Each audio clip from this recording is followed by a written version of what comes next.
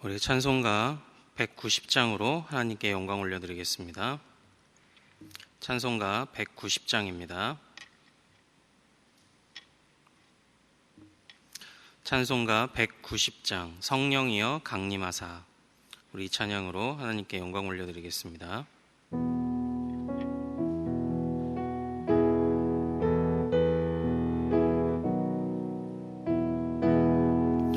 성령이여 강림하사 나를 감화하시고 애통하며 회개한 마음 충만하게 하소서. 예수여 비오니 나의 기도 들으사 애통하며 회개한 마음 충만하게 하소서. 성령이여 강림하사 크신 권능 주시고 원하옵고 원하오니 충만하게 하소서. 예수여 비오니 나의 기도 들으사 애통하며 회개한 마음 충만하게 하소서. 힘이 없고 연약하나 엎드려서 비오니 성령 강림하시옵고 충만하게 하소서. 예수여 비오니 나의 기도 들으사 애통하며 회개한 마음 충만하게 하소서. 정케하고 위로하사 복을 받게 하소서. 충만하게 하시오니 무한 감사합니다. 예수여 비오니 나의 기도 들으사 애통하며 회개한 마음 충만하게 하소서. 아멘. 우리 같이 기도하겠습니다. 거룩하신 하나님 아버지, 또 오늘도 이 아침을 허락해 주셔서 감사드립니다. 하나님께서 또 우리를 자녀 삼으시고, 하나님 또 주님이 살아계심으로 우리가 또 살아있고, 주님이 함께 하심으로 우리가 또 든든함을 얻고 또 살아가게 하시니 감사드립니다. 하나님, 그러나 우리의 눈이 낙심으로 인하여, 실망으로 인하여, 상처로 인하여 우리가 항상 함께 하시는 주님을 보지 못할 때가 너무나도 많이 있습니다.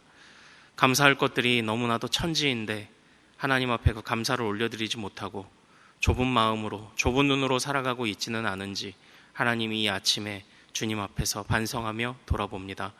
주여, 말씀을 들을 때에 눈이 열리게 하시고 또한 귀가 열리게 하시고 하나님 앞에 간구할 때에 주께서 새롭게 하시는 은혜를 누림으로 아버지 하나님, 우리가 좁아졌던 마음, 좁아졌던 시야, 들어야 할 것들을 듣지 못하는 그런 마음, 그런 귀로 살아가지 않게 하시고 활짝 열린 눈과 활짝 열린 마음과 활짝 열린 귀로 주님의 음성을 듣고 주님을 바라보며 주님을 항상 가슴에 품고 살아가는 우리들이 될 수 있도록 아버지 하나님 인도하여 주시옵소서. 하나님이여, 이 시간 우리 모든 사랑하는 성도에게 힘을 주사 능력 있게 하시고, 아버지 하나님 말씀의 능력, 말씀의 권능이 곧 주님의 권능이 우리의 권능이 되고, 주님의 역사가 곧 우리의 역사가 되어 아버지 하나님 힘없는 이 세상 가운데서 정말 힘 있는 그리스도인으로 살아갈 수 있도록 도와주옵소서. 아버지 하나님, 그러나 우리의 눈이 어찌하여 주님의 권능을 보지 못하고 주님 앞에서 한없이 작을 수밖에 없는 이 세상의 힘을 우리가 말하며 살아갑니까? 아버지, 이 세상은 힘이 없습니다. 오직 주님만이 힘이 있으시며 주님만이 권능의 주인이시니 아버지, 오직 주님 의지하며 살아가도록 도와주옵소서. 세상 의지하지 않고 세상의 흐름에 편승하지 않는 우리들 되도록 주여 도와 주시옵소서.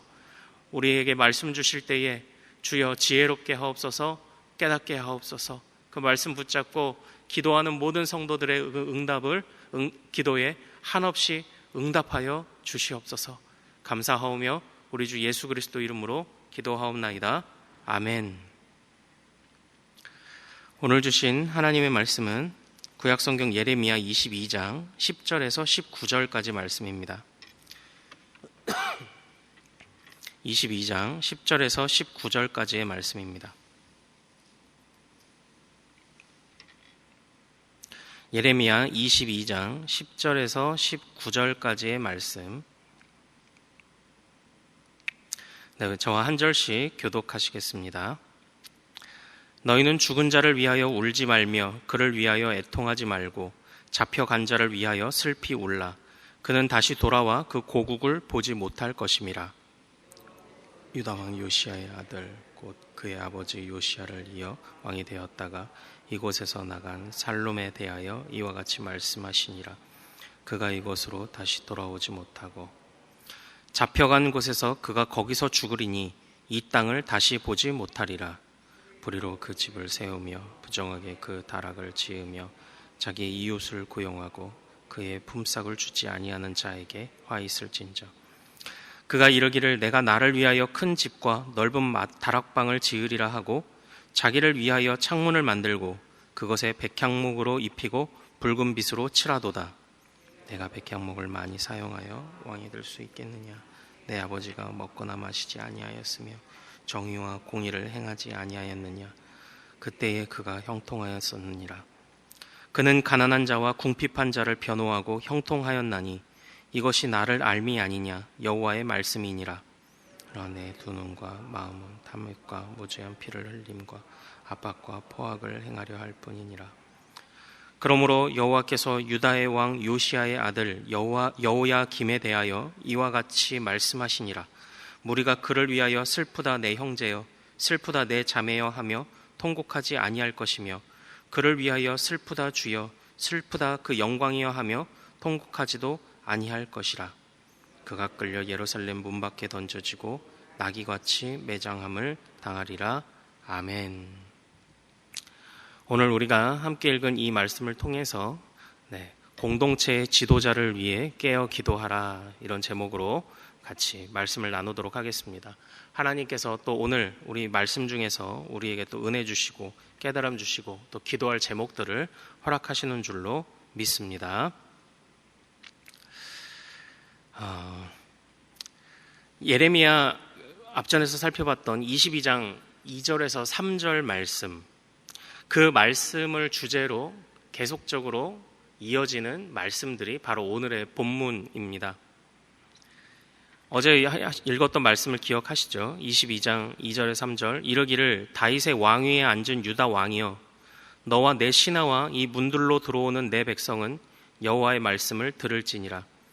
여호와께서 이와 같이 말씀하시되 너희가 정의와 공의를 행하여 탈취당한 자를 압박하는 자의 손에서 건지고 이방인과 고아와 과부를 압제하거나 학대하지 말며 이곳에서 무죄한 피를 흘리지 말라. 바로 이 말씀을 바탕으로 예레미야는 이후에 등장하는 왕들을 평가를 하고 있습니다. 조금 더 넓게 보면 선지자들의 역할은 주님이 주신 율법, 즉 모세오경을 바탕으로 그 왕들과 그 시대와 그 백성들을 평가하고 그들이 어떻게 하면 여호와의 진노를 피할 수 있을지, 어떻게 하면 다시 돌아올 수 있을지를 알려주는 것이 바로 선지자의 역할이었습니다. 오늘 말씀도 바로 그러한 맥락에서 이해가 될 수 있습니다. 지금 선지자가 철저하게 선지자의 일을 하고 있는 것입니다. 그런데 특별히 오늘 등장하는 살룸이라는 왕과, 살룸은 여호와하스라는 이름으로 불리기도 했습니다. 그리고 여호야김이라는 두 왕이 등장을 합니다. 이 왕들은 모두 요시야의 아들들이었습니다. 요시야의 셋째 아들과 둘째 아들이었습니다.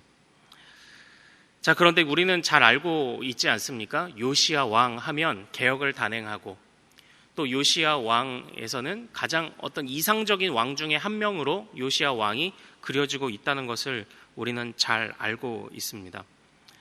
다시 말하면 성경은 끊임없이 이야기하고 있습니다. 요시야 왕처럼만 하면 다윗에게 주셨던 하나님의 약속이 계속 이어질 것이다. 그 이야기를 지금 계속하고 있습니다. 그러나 안타까운 사실은 오늘 우리가 읽었던 이 말씀을 보면 이 말씀에 굉장히 부정적이고 우울한 이야기들이 등장을 합니다. 사실 이 우울함은 스스로 만들어낸 우울함이었습니다. 여호와하스 왕이, 그리고 여호야김 왕이 스스로 만들어낸 그런 미련함이었고 그런 우울함이었습니다. 그들을 지금 예레미야가 그들에게 주었던, 또는 그들을 바탕으로 다른 모든 백성들이 깨달았으면 하는 말씀들을 지금 주고 있는 것입니다. 이들은 다윗의 약속을 이어주시겠다고 약속하신 그 하나님을 철저하게 저버린 사람들이었습니다. 10절 말씀을 한번 볼까요? 우리 같이 한번 읽겠습니다. 시작. 너희는 죽은 자를 위하여 울지 말며 그를 위하여 애통하지 말고 잡혀간 자를 위하여 슬피 울라. 그는 다시 돌아와 그 고국을 보지 못할 것임이라.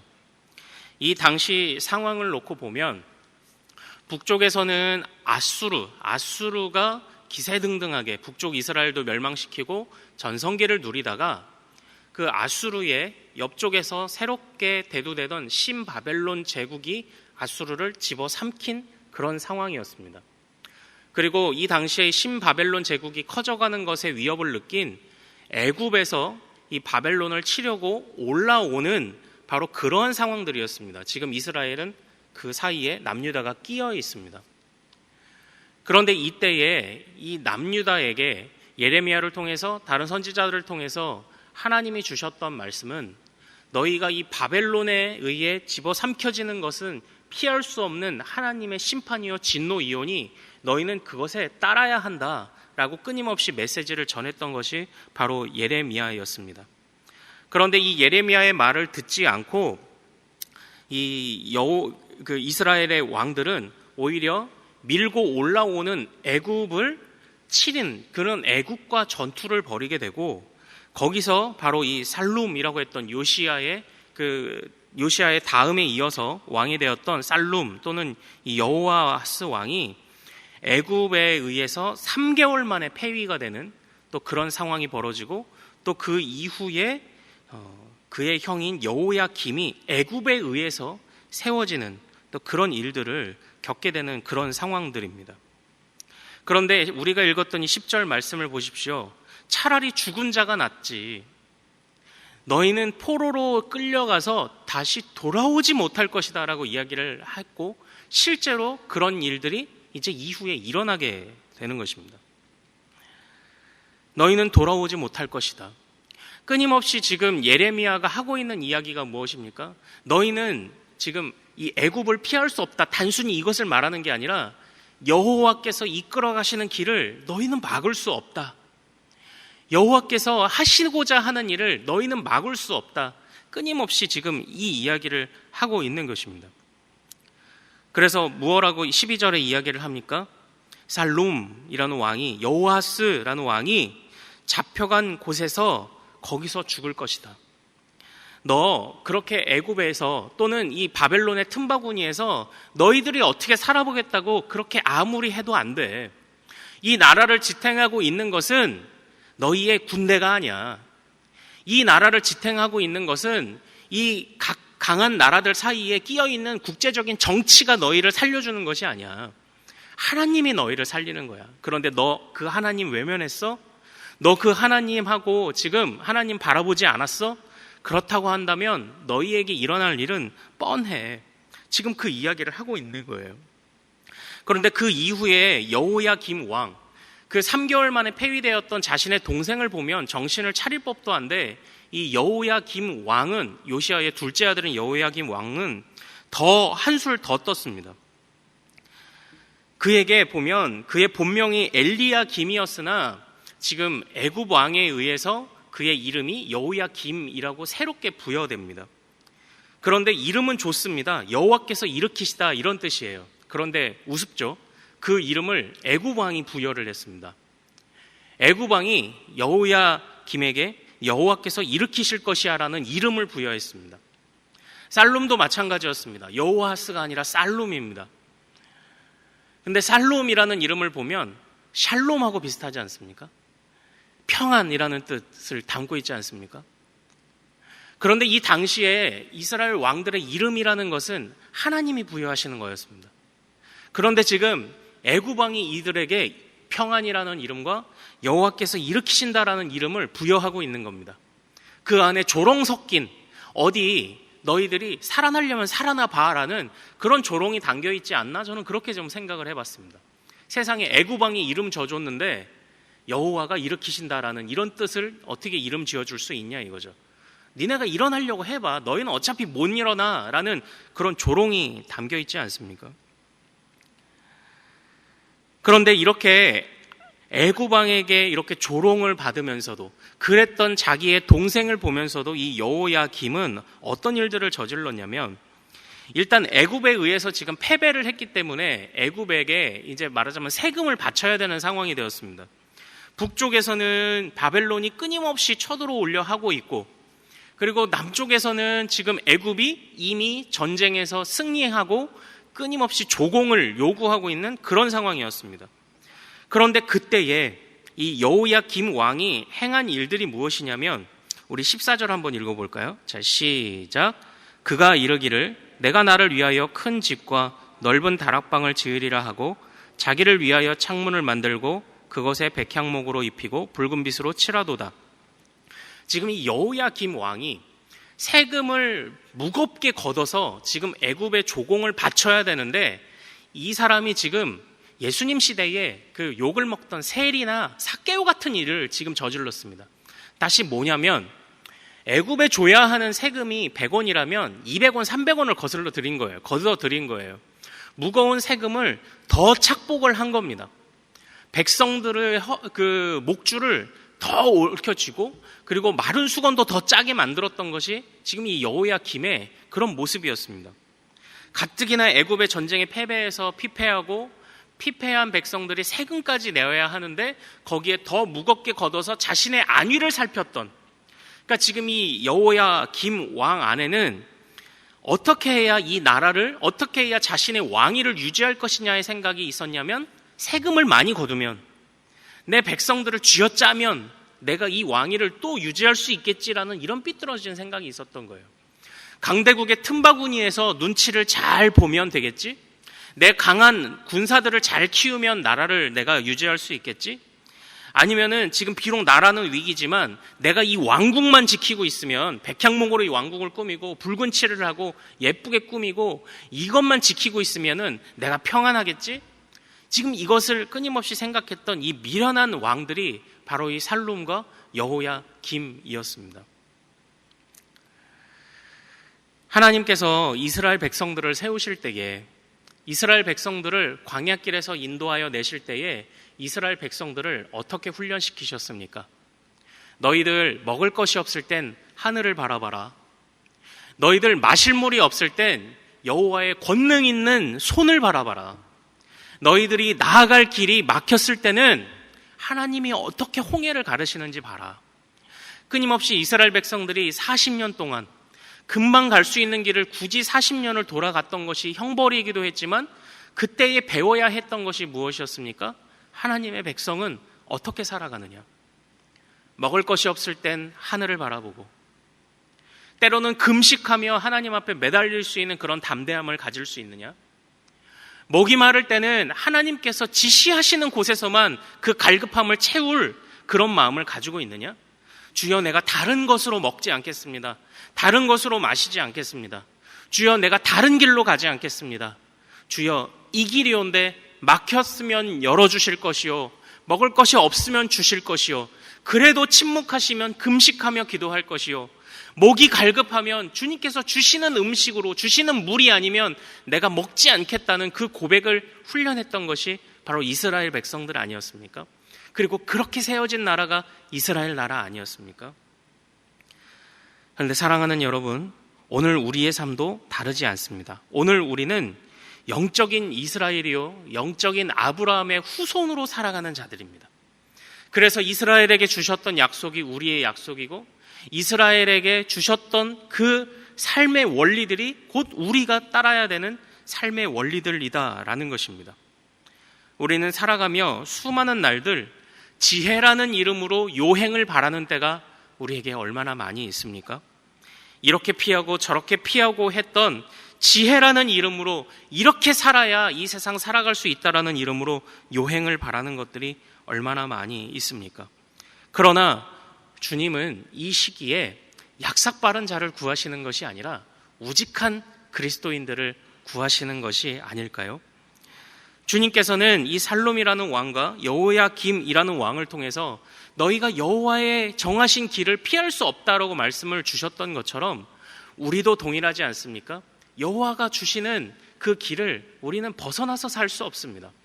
우리는 여호와께서 인도하시는 그 인도하심을 벗어나서 살 수 없습니다. 그러나 여호와의 인도하심은 항상 두 가지로 나타나지 않습니까? 그의 백성들에게 사랑도 주시지만 공의도 깨닫게 하시는 것이 아닙니까? 그때에 이 공의를 온전히 깨닫지 못하면 이 이스라엘 백성들처럼 공의를 깨닫게 하는 도구로 사용받아 그들이 심판을 받게 되는 것 아닙니까? 여호와의 벌하시는 사랑의 하나님이 어떻게 우리를 벌하실 수 있느냐? 공의의 하나님이시기 때문에 하나님은 벌하실 수도 있습니다. 징계하실 수도 있습니다. 물론 우리 안에 다시 돌아오고 다시 회복시키시고 영원히 놓지 않으실 것이라는 그 약속도 우리 안에 있어야 하겠지만, 그것만을 바라볼 때에는 이 사랑이 사랑으로 보이지 않습니다. 공의의 하나님이 있었기 때문에 징계받아 마땅한, 멸망받아 마땅한 범죄한 내가 하나님에 의해 건짐을 받았구나를 느낄 때의 사랑이 더 커 보이는 것입니다. 그러므로 사랑의 하나님은, 공의의 하나님이 없으면, 공의라는 속성이 없으면 사랑이라는 속성은 절대 깨달아질 수 없는 것입니다. 그러므로 믿는 자들은 하나님의 사랑과 하나님의 공의를 동시에 붙잡아야 하는 것입니다. 그런데 오늘날 이 시대도 그렇고 오늘날 우리가 보지 못하는 것이 무엇입니까? 하나님의 사랑만을 말하는 반쪽짜리, 하나님의 공의를 보지 못하고, 이 당시 이스라엘 백성들이 그랬던 것처럼 공의의 하나님을 보지 못하고 하나님이 평안을 하셨으니 평안이 이어질 거야 라고 안일하게 생각했던 그런 마음이 혹시 우리 안에 있지는 않은지 돌아봐야 할 줄로 믿습니다. 우리 스스로 사랑과 공의의 그 균형 잡힌 주님을 다 바라보고 있는지를 돌아보기도 해야 할 것이요, 또 이 당시에 이렇게 미련한 지도자들이 그의 백성들을 괴롭게 했던 것들을 보면서 하나님 이 땅 가운데 이 나라의 지도자, 이 세계의 지도자, 그리고 이 지역의 지도자, 또 우리 교회의 지도자, 우리 가정의 지도자, 또 어른 된 자, 부모 된 자, 우리 모두가 하나님 앞에서 정말 여호와의 길을 분별하고 판단하고 공의와 사랑 앞에 우리가 엎드리는 그런 자들이 되게 하옵소서. 그리고 꼭 이런 말씀을 들으면 누군가가 자꾸 생각이 나요. 누군가가 자꾸 생각이 나면서 그 사람이 이렇게 바뀌게 하옵소서라고 기도를 하게 되는 경우가 많습니다. 그러나 그 기도도 하시지만 가장 먼저는 어떻게 해요?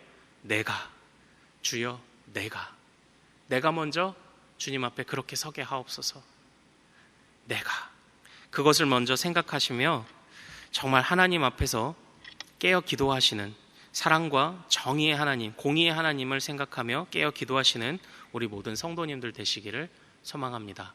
내가, 그리고 우리 모두가 이것을 위해 기도해 주시기를 소망합니다. 우리 같이 오늘 말씀 붙잡고 기도하겠습니다. 하나님 앞에서 부끄러움 없는 일꾼들이, 부끄러움 없는 백성들을 되게 하옵소서. 모든 지도자들과 그리고 나를 따르는 내 가족이든 내 식구들이든 내 부하 직원이든 어디든지 내 자식들이든 어디든지 주여 나를 따르는 자들이 있거든. 그 속에서 주님이 세워주신 인도하는 자로 리더로 세워주신 내가 하나님 앞에 이 미련한 왕들과 같지 않게 하시고 여호와의 말씀을 겸손히 듣게 하옵소서. 사랑의 하나님만 부르짖지 말고 공의의 하나님도 생각하며 하나님을 두려워함으로 주의 말씀에 순종하는 우리가 되게 하옵소서. 다른 사람의 허물을 생각하며 그것만을 위해 기도하는 것이 아니라 주여 내 눈에 있는 들보도 보지 못하는 미련한 나를 주여 용서하시고 내가 하나님 앞에 새로워지기를 기도하게 하옵소서. 우리 이런 기도 제목으로 우리 주여 한번 부르고 말씀 붙잡고 기도하겠습니다. 주여, 거룩하신 아버지 하나님 우리 눈에 있는 들보를 보지 못합니다. 다른 사람 눈에 있는 티는 보면서도 우리 눈에 있는 들보를 보지 못하는 미련한 우리의 모습을 주여 용서하여 주시옵소서. 아버지 하나님이여, 정말 하나님의 말씀 가운데 아버지 그 말씀의 순종함이 우리 안에 있습니까? 하나님, 그 말씀으로 버티고 그 말씀으로 견디고 하나님 정말 먹을 것이 없을 땐 금식이라도 하면서 하나님이 응답하시기를 우직하게 기다리는 그런 믿음이 우리 안에 있습니까? 아버지 하나님, 주님이 인도하시는 길이 어디인지 알지 못하나, 그러나 아버지 하나님 예레미야를 통하여 선포하셨던 길이 비록 포로 생활이었지만 그러나 그 복역의 때가 지나고 너희가 깨달아 돌아오면 다시 회복시키신다 약속하신 그 말씀을 믿고 우직하게 주님의 말씀 앞에 엎드려야 했던 그 이스라엘 백성들, 이스라엘 왕들이 그러지 못했던 그 미련한 모습이 혹시 우리 안에 있진 않습니까? 아버지 하나님이여, 이 시대에는 약삭받은 사람을 하나님이 찾으시는 것이 아니라 우직하게 주님의 말씀으로 밀고 나가며 주님의 말씀으로 견디며 살아갈 사람들을 아버지 하나님 찾으시는데, 아버지 하나님 그 우직함을 잃어버린 지가 오래고, 아버지 하나님 사랑만을 부르짖지 아버지 하나님의 공의를 잊어버린 지가 오래인 미련한 우리들의 모습을 용서하여 주시옵소서. 아버지 하나님, 주님의 말씀이 우리에게 전달될 때에, 선포될 때에 그 말씀을 균형 있게 받아들이는 자들이 되게 하옵소서. 우리의 입맛에 맞게 귀에 가려운 것을 긁어주는 말씀만이 아니라 우리를 치는 말씀, 우리의 가슴을 때리는 말씀들을 받아들이고 아버지 하나님 우직하게 그렇게 하나님 바라보며 나아가는 우리들 될 수 있도록 아버지 하나님 인도하여 주시옵소서. 아버지 하나님이여, 미련한 자들과 같지 않게 하시고 아버지 참된 지혜를 주시는 대로 그 지혜대로 순종할 수 있도록 도와주시옵소서. 오늘은 화요일입니다. 특별히 교회의 모든 양육 및 훈련 사역을 위해 기도하는 날입니다. 이 시간 기도하실 때 우리 교회가 주님께서 맡겨주신 영혼들을 잘 양육하고 세우는 교회가 되도록, 양육과 훈련을 이끄시는 모든 사역자들을 성령으로 충만케 하시도록, 모든 성도들이 예수 그리스도의 장성한 분량까지 계속하여 성장해 갈 수 있도록, 그리고 계속해서 담임 목사님을 위해 기도해 주시고 함께 동역하시는 장로님들과 교역자들이 사랑으로 하나 되어 온 교회가 성령으로 충만한 가운데 부흥의 역사를 이루게 해달라고 기도해 주시기를 소망합니다.